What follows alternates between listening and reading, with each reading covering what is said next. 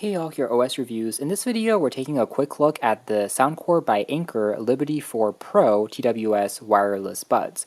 Now, if you're feeling deja vu, that's because we checked out the Soundcore Liberty 4 NCs more than a year ago in 2023 summertime. So I honestly thought that this would be kind of their Liberty 5s, aka their next generation model, but this is kind of their 4.5, still sharing some design DNA with its predecessor versus a complete rehaul that we'll probably see later on down the line. Now has a built-in LED display on the battery case, so there's a bit more on-device control compared to a more conventional case on the 4NCs without that built-in display and touch sensor.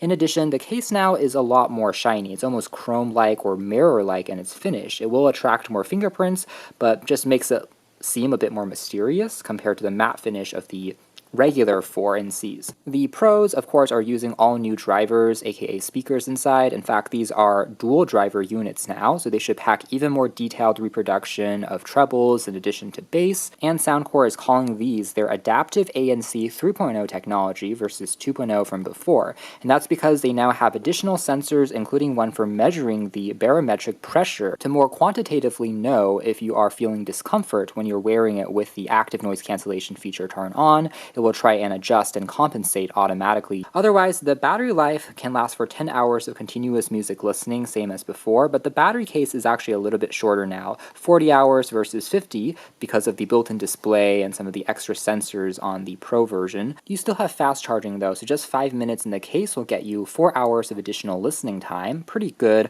all things considered, and they're still IPX5 rated for sweat and rain resistance. Additional contents include a quick user guide with the companion app that you can download for iOS or Android to control the EQ, in addition to some spare silicone tips to get a more snug fit. So here's a closer look at the battery case of the 4 Pros versus the 4NCs. As you can tell, it's a touch wider and definitely much more shiny on the front. It can even act as a mirror, still built out of polycarbonate plastic, but now we have on the bottom edge, this is the capacitive sensor, kind of similar to on some Apple products, including even the iPhone 16. You can actually swipe on this to control settings on the display that we'll see in a moment, and the Type-C port for wire charging has been moved onto the very top instead. But just like on the regular 4NCs, it still supports Qi wireless charging. You can just pop it on top and you'll see that the charging here starts automatically. The glossy surface though is definitely a bit of a fingerprint magnet, and still make out the status information including the battery percentage remaining even without popping them out. So it is like a see-through mirror or double-sided mirror in that sense,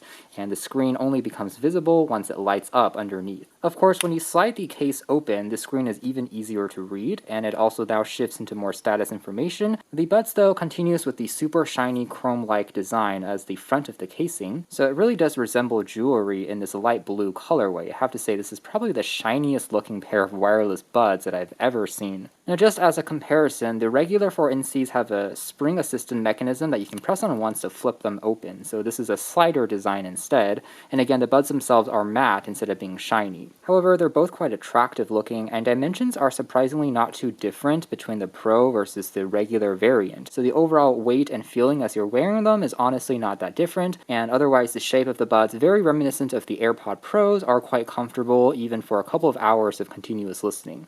And the drivers, in terms of their mesh protecting it, is also crafted out of metal on both the Pro as well as the regular variant, so that part also is quite similar, although the shape it looks like on the non-Pro version is square compared to circle on the newer model. And one other difference between the Pro versus the non-Pro version is that the stem on the regular one is just touch sensitive. They can use to play pause as well as skip tracks just by tapping it like most other wireless buds.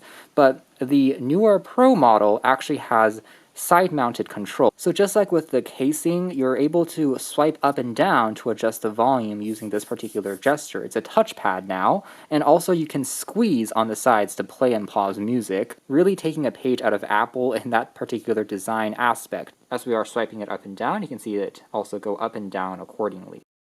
And the Liberty 4 Pros do have Google Fast Pair support. So the moment that you turn on the battery case and remove the buds, you'll see a pop-up notification similar to on Apple AirPods with iPhones. It'll then be connected to your Google account, so you can more quickly pair it to your other phones and computers as long as you're signed in to the same account, and also track it on Google Maps if you've lost it using your phone's connected GPS functionality. And this is all within your regular phone settings. We can of course jump into the Soundcore app for even more customization. cancellation. And the display also allows us to change the ANC versus the audio transparency mode, as well as how strong we want the ANC to be, as you can tell there. Now the screen isn't a touch screen, so you have to rely on the capacitive sensor down below, but it feels responsive enough. I also like the subtle details, like when you pop in a pair of buds, you'll see the battery percentage for that side being illuminated. Moving into the companion app next, there's quite a few features that we can unpack. First tab allows us to check out the battery status, as well as control the same ANC intensity, plus the audio transparency mode that we could also do on the case.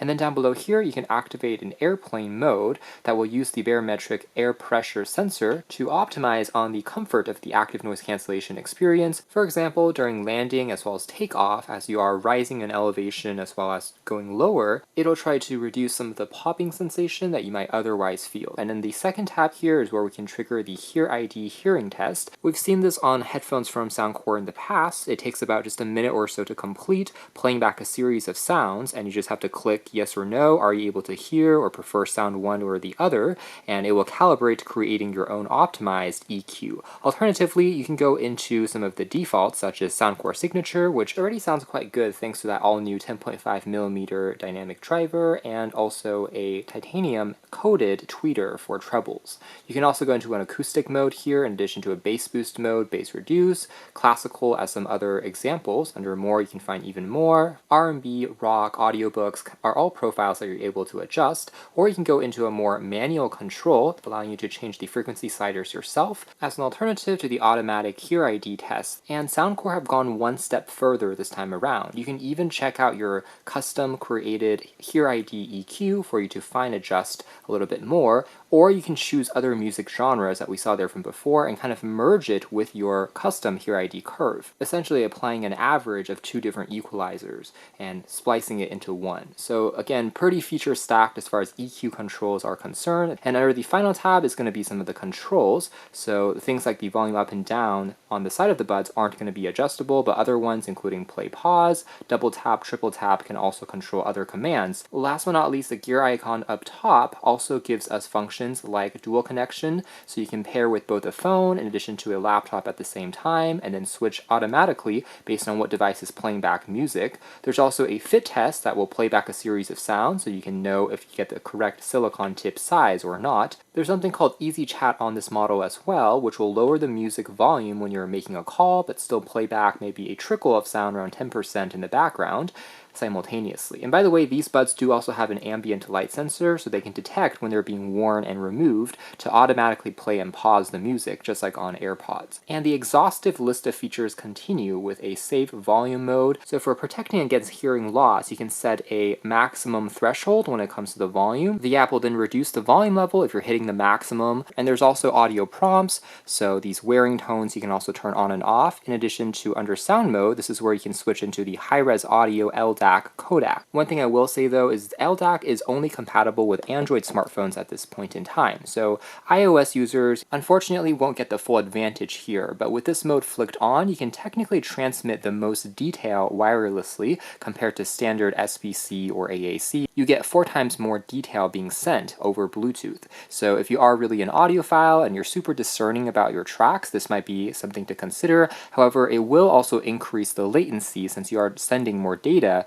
using that wireless transmission. So if you are playing back a game, for instance, or just watching a movie, you can probably be fine with just the normal mode. Soundcore even have an optional widget now for Android, so even on the home screen, you're able to control some of the quick settings. You can also find the buds, so if you've accidentally dropped it underneath a couch, you'll be able to locate it if you're nearby and still connect it via Bluetooth.